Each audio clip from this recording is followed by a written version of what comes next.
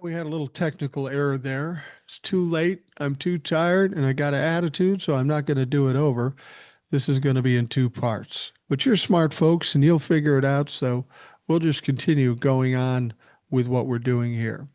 We were talking about earlier the bombing, well, not bombing, the flamethrower in uh, Colorado. And over and above that, we were talking about incompetence. And it's not surprising that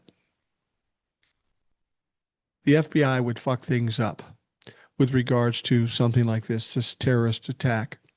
Now, Dan Bongino and Cash Patel are under fire after their response to a violent assault on Sunday. Local 9 News reports Boulder police are investigating the report of an attack with multiple victims on Sunday, as I told you. Something about a flamethrower. FBI leader Patel was quick to label the incident as a targeted terror attack, and that language was soon echoed by Deputy Dan Bongino. Juliet Kayyem, writer and former Assistant Secretary for Policy at the Department of Homeland Security, said the pair were wrong to get out in front of local authorities. They didn't really know. They may have heard a few things, but they started yapping before they were supposed to yap. Now, it does appear this was targeted. Well, I don't know that it was targeted um, unless this was were people who are of the Jewish persuasion, and I don't know that that's the case, and neither does Dan Bongino and Cash Patel. Noting that Patel and Bongino don't have a long history in local law enforcement, Kayyem said, "We will wait and hope it isn't what we all worry it is. And if it is, then there'll be an investigation. But that was like nothing I've ever seen before. You normally actually get the local people getting way ahead on motive and the FBI saying, we don't have it yet," she added. Now you have the opposite here. She added, and until we know the victims are members of the Jewish event, we don't have the nexus. And I believe, uh, and I believe the Denver police chief that they do not have the nexus now. So before anybody said anything at all, Cash Patel and Dan Bongino were spewing this out, totally against policy in any other situation. But this is what you get. This is what you get when you have incompetent, inexperienced motherfuckers running major organizations like the FBI. Now, she further added a reminder about following the FBI's social media accounts. And if they do, I'll be the first one out here saying that is a hate crime. But until we do, we all need to follow the FBI tweets, she said. When asked, local authorities said it's impossible to speculate on the motive. Now, you're going to see mainstream media talk about it too.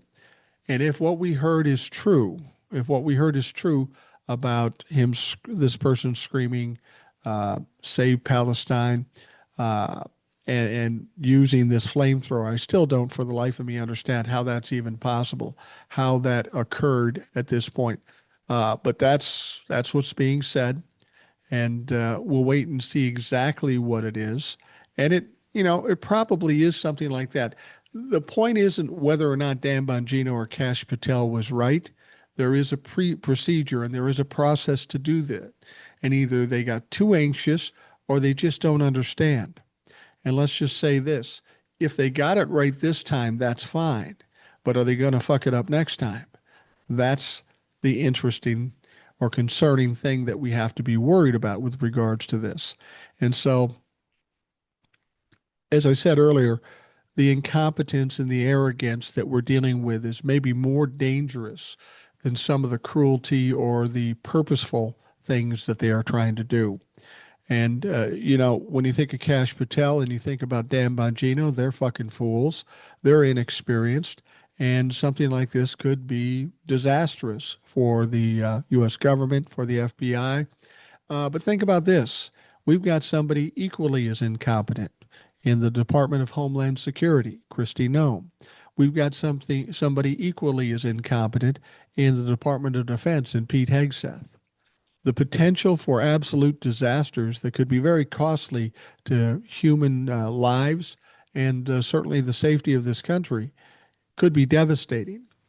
And that's the thing I worry about the most when something big happens or bad happens. How does the U.S. government respond? And if you've got incompetent fucks out there running the show, it's going to go badly. And I'm just afraid of who might be hurt or how that might hurt this country should that happen. We'll keep our fingers crossed, but understand this: we're not the only ones that know that incompetent people are running these departments. Terrorists know this. People around the world know this. And if there was ever a time that there would be a soft spot for somebody to exploit that, it would be now. And that's what's frightening about this more than anything. Here's an interesting story, and yet another story that the Trump administration is creating to try to intimidate people. We know the ICE agents arrested a judge in Wisconsin.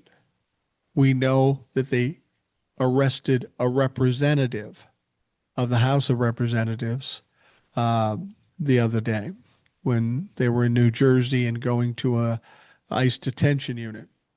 She had every right to be there. She has oversight. She could walk in and take a look at what's going on. That's part of her job. But they refused to let her in. And that wasn't enough. They have to trump up some claim that she assaulted an ICE officer. And if you look at the video, you know that's not true. And you know they're going to have a problem. And you would think with the problems they're seeing with the judge and with this rep and with the mayor of Newark, they just stop this shit. But that's not how Trump-lefucks work. That's not how Donald Trump works. Even when it's going badly, they fucking double down. They triple down. Now, agents from the Department of Homeland Security handcuffed a staffer in Representative Jerry Nadler's New York office last Wednesday, according to the statement the congressman posted on X. The incident was also captured on video, which was obtained by Gothamist, which is a publication. Now, in the video, a DHS agent can be seen handcuffing a staffer who is distressed and crying. A second agent is seen attempting to enter another room in the office, which is occupied by a second staffer. The staffer then asks if he has a warrant, and the agent says he doesn't need one and accuses the office of harboring rioters. Nadler raised the alarm about DHS conduct, noting that no arrests were made and that the situation was quickly de-escalated, but it was disturbing that the incident took place at all, and I would say so. You step on the toes of another U.S. representative, this one, pretty experienced, and somebody the Republicans don't like by virtue of the things he says and does against the Republican Party. The decision to enter a congressional office and detain a staff member demonstrates a deeply troubling disregard for proper legal boundaries. This is what Nadler wrote. If this can happen in a member of Congress's office, it can happen to anyone and is happening.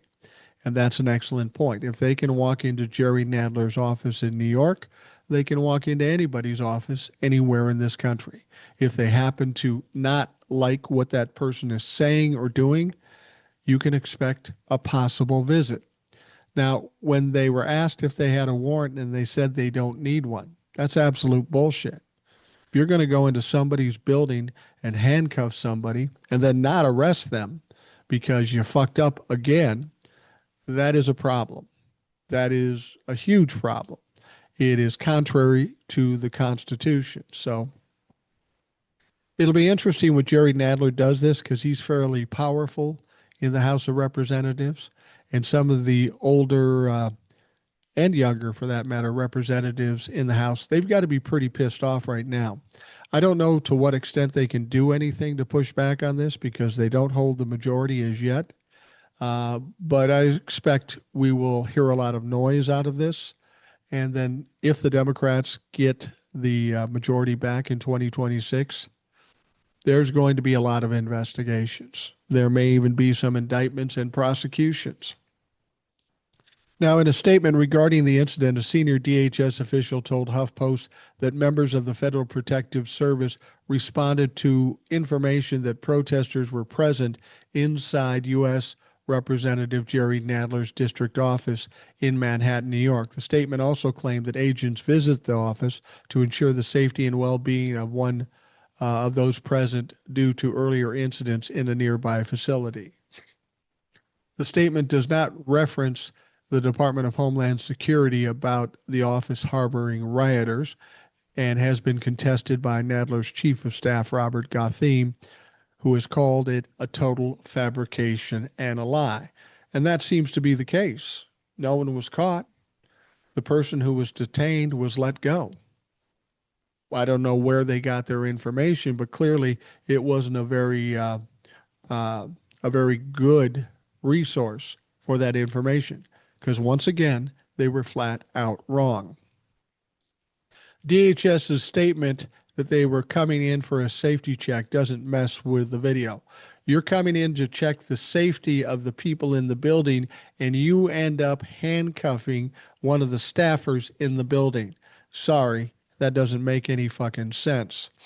Nadler's Manhattan office is located in the same building as an immigration court where DHS agents are also detaining immigrants that day. Gathim told the Times staffer, New York Times, witnessed these confrontation and invited immigration advocates to the office, which upset the DHS agent. See, that's how it goes. If you talk back to them or you deny them something that they can't legally offer, then they offer some retribution, whether it be legal or not. Now, upon arrival, officers were granted entry and encountered four individuals, the DHS official said. Officers identified themselves and explained their intent to conduct a security check. However, one individual became verbally confrontational and physically blocked the access to the office. That makes sense. Some clowns in dark clothing and a mask come in and say they want to check for safety issues. Who are you checking for safety? The people that you're detaining are the ones that you're supposed to be keeping safe. What is this, the fucking apple dumpling gang or what the fuck? The officers then detained the individual in the hallway for the purpose of completing the security check. All were released without further incident. So the whole thing was pointless. You caused this disruption because you got some bad information or because you were mad at these people or Jerry Nadler and you wanted to try to intimidate them.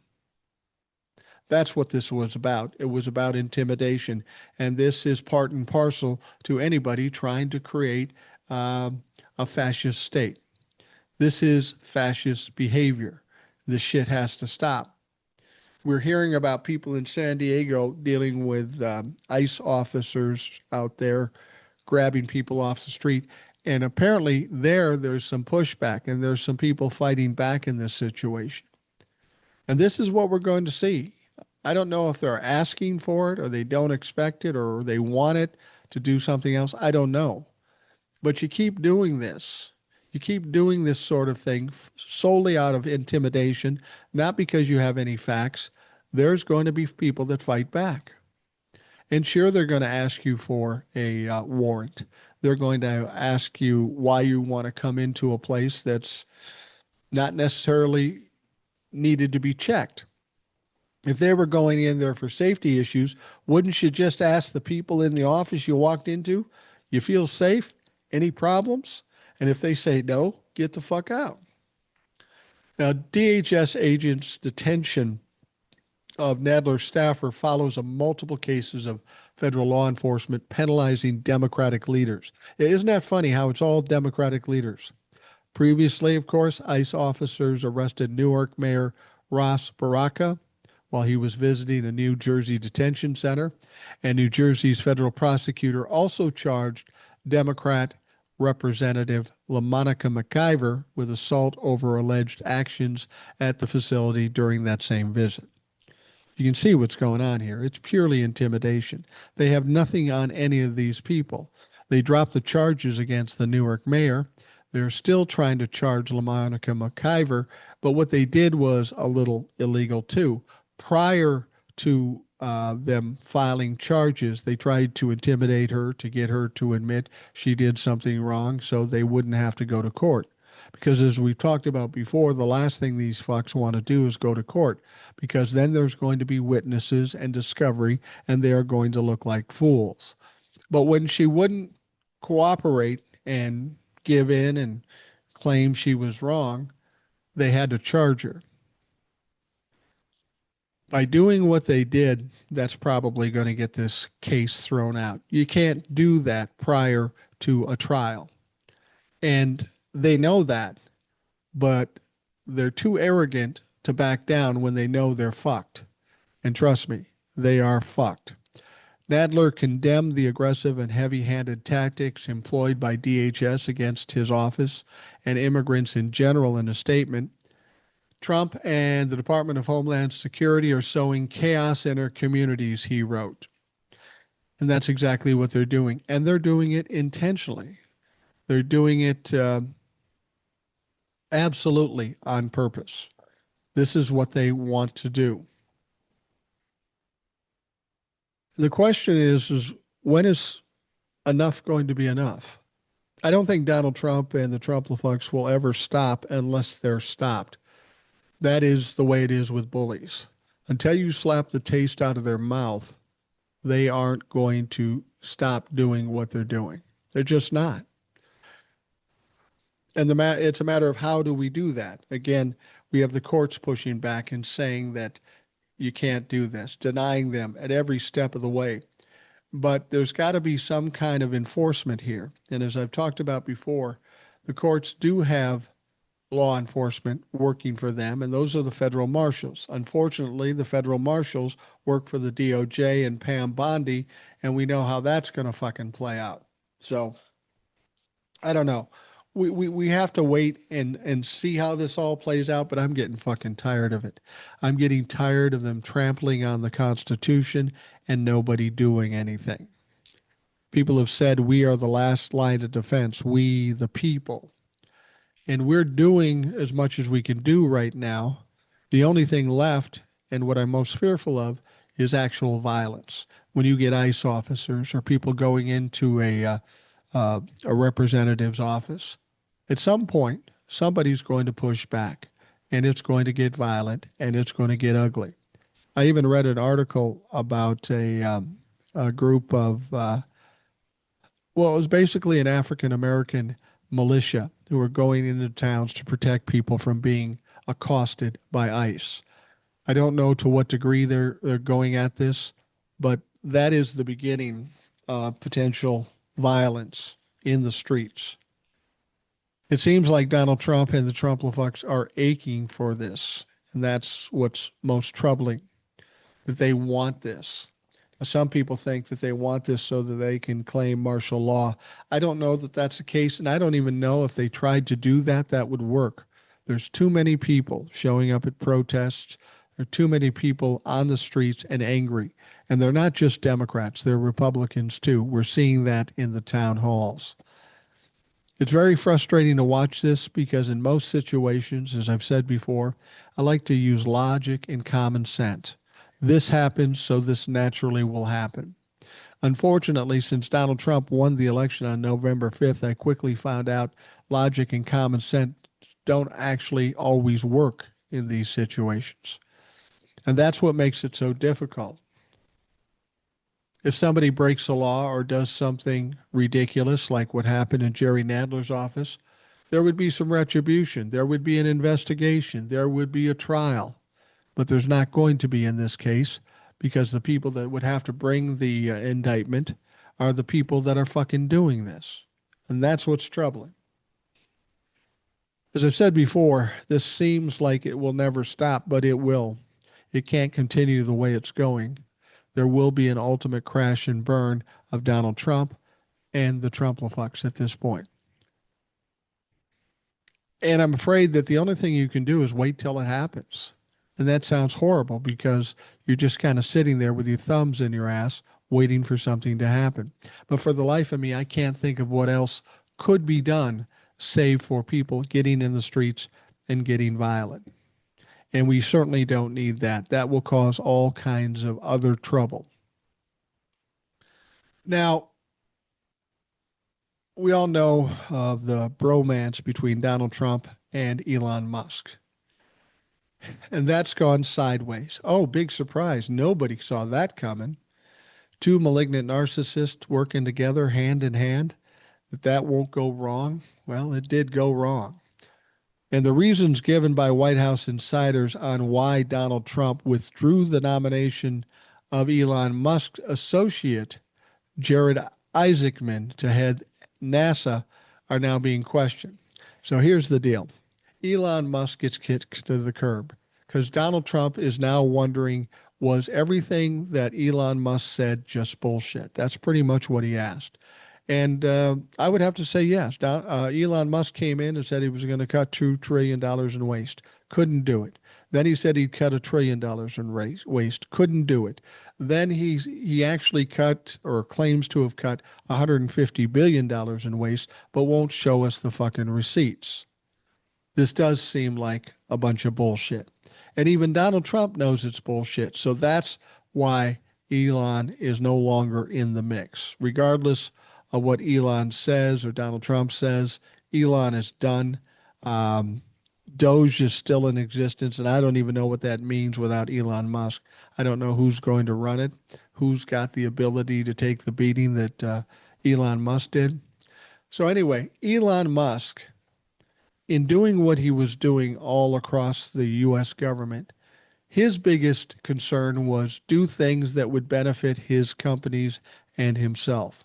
Those people investigating him, you got to stop that.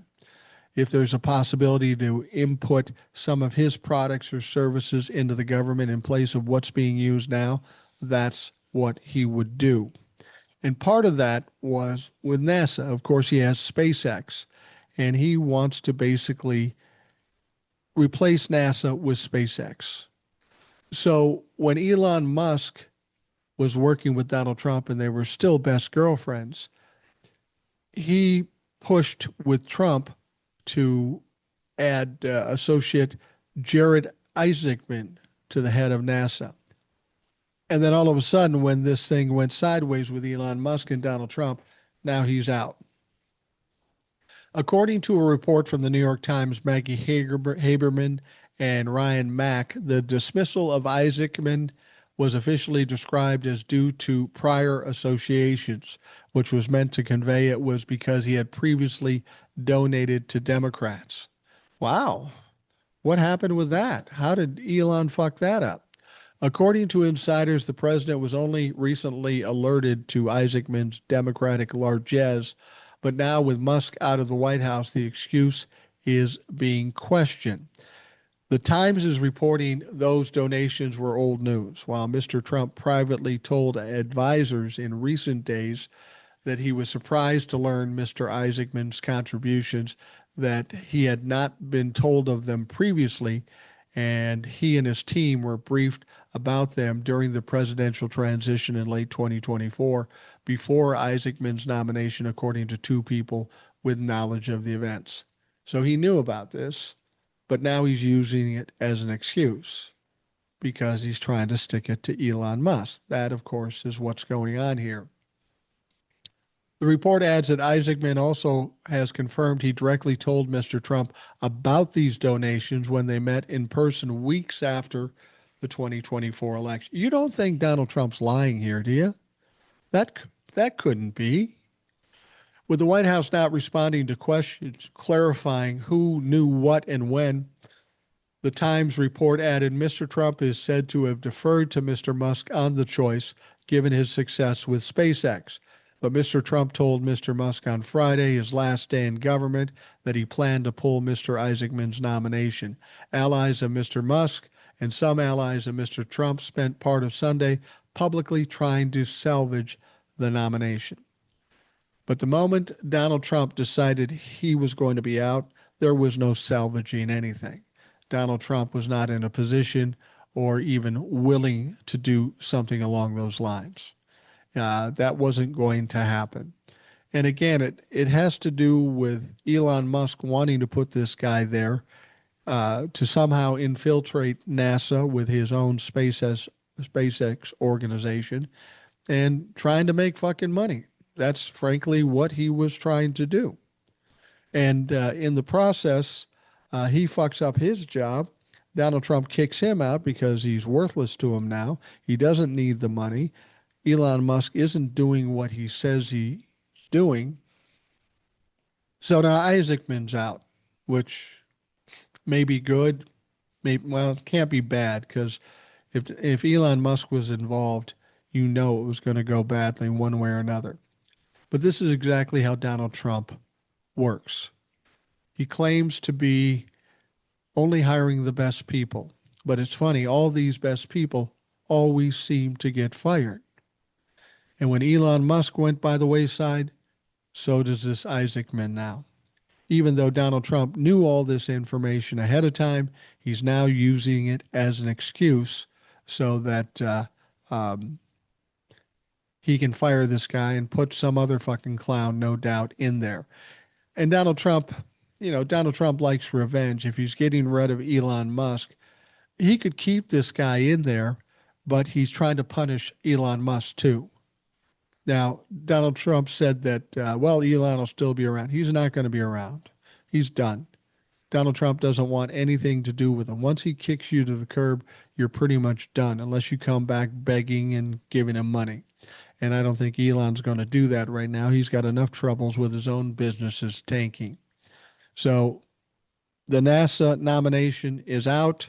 Who knows when and if he'll ever get another nominee, and if that nominee will get approved. Who the fuck knows? We've got so many departments now without heads or acting heads that it's impossible to run this country efficiently. And it goes back to what I said before. Donald Trump is incompetent, and that may be the worst thing that we have to deal with at this point.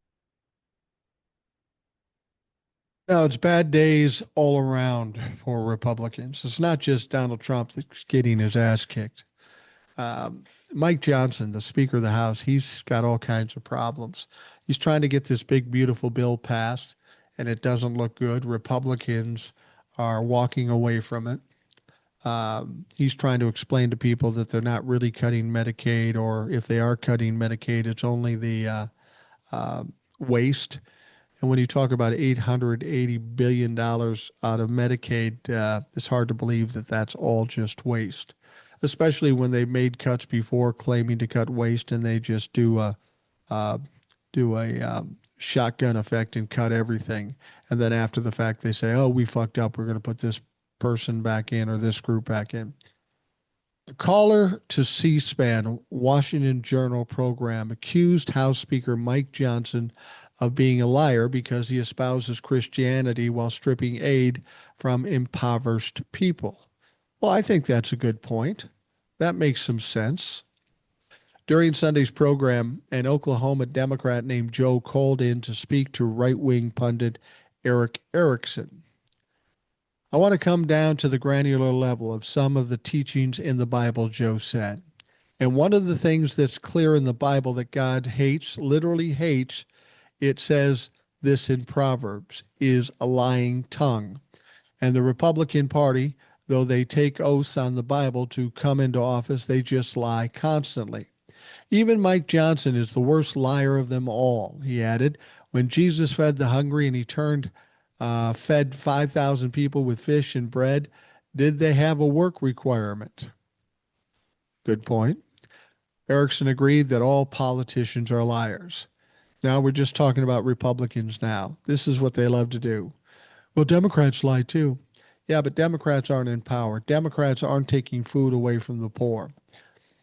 Now, this person goes on and says, as far as Jesus, Jesus did feed the poor. And he did a lot of great things, but he didn't make the government do them, he said. Render unto Caesar what is Caesar's, he insisted. And I just think that both sides have to be careful co-opting the Bible to say the government should do something when it's our individual responsibility.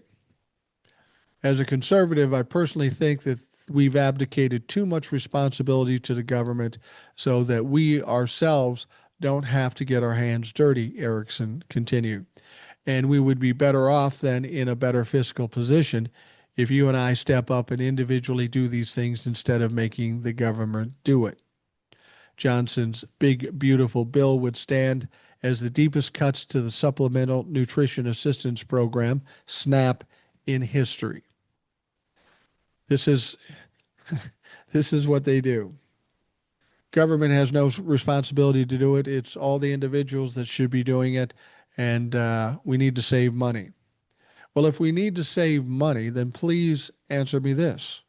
Why do we take the money we're saving and instead of giving it back to the people who provided the money in the first place, the middle class, why do we give it to the wealthy who don't need the money?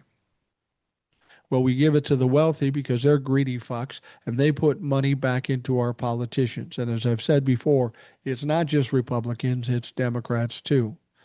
And therein lies the problem.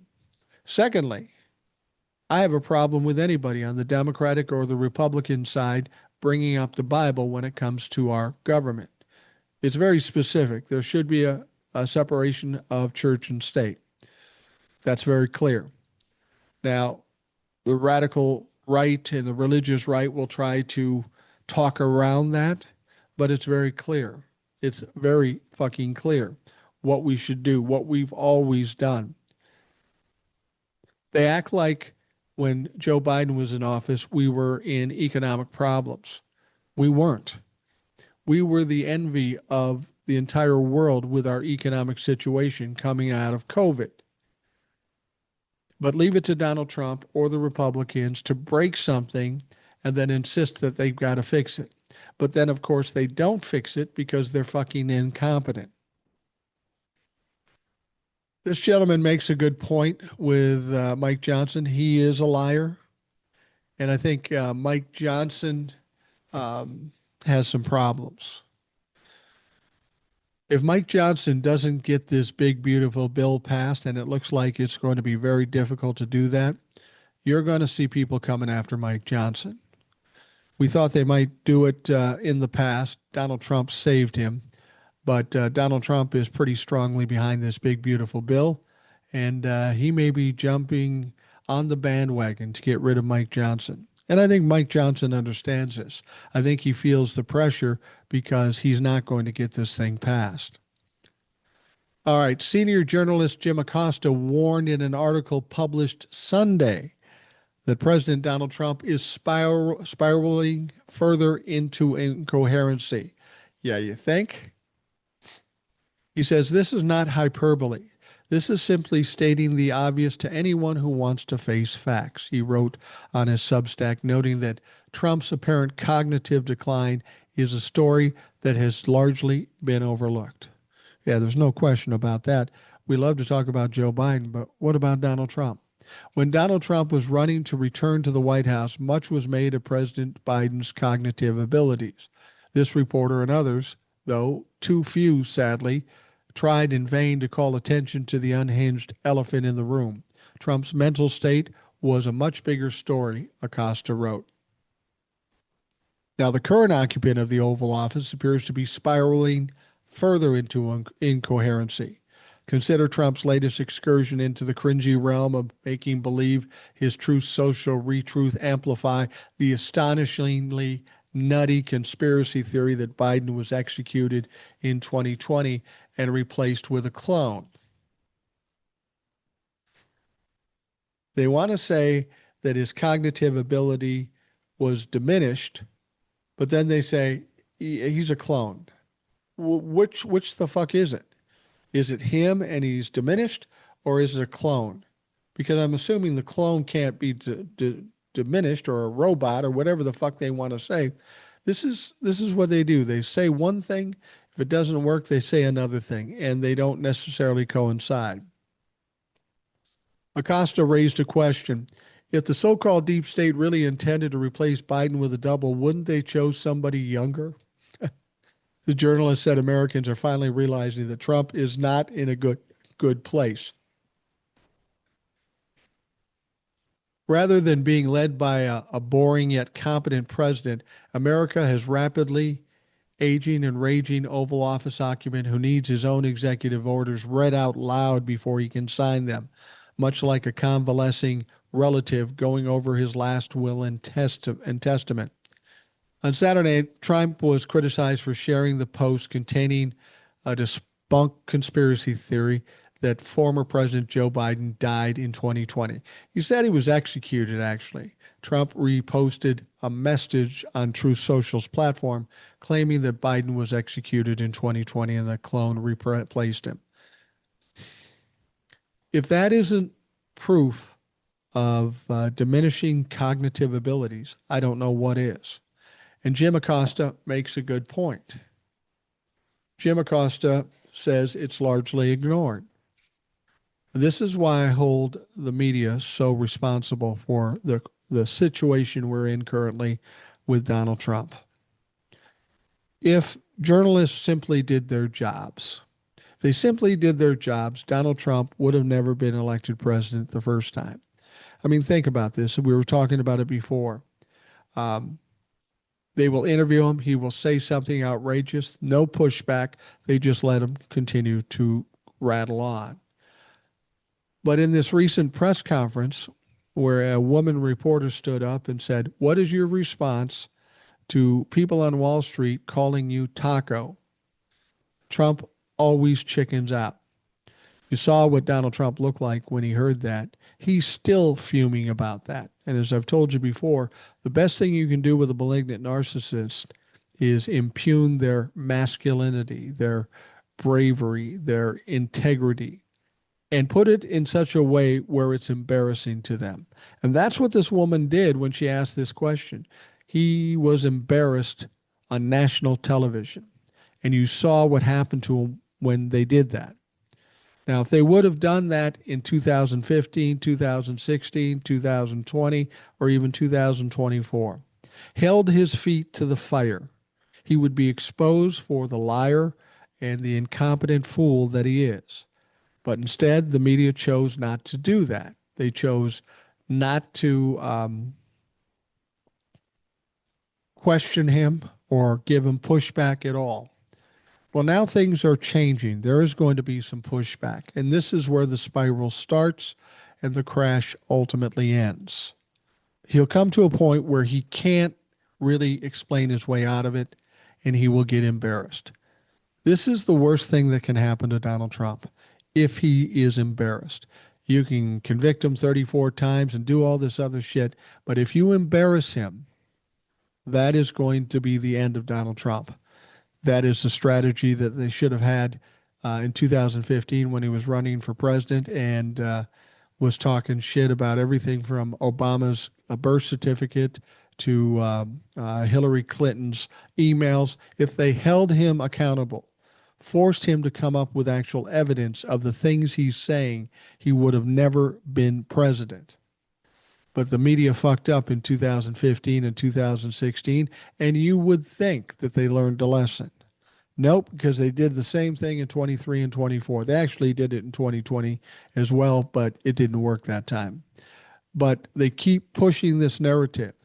You got some clown like Jake Tapper going after Joe Biden after the fact. Here's the question I have of Jake Tapper.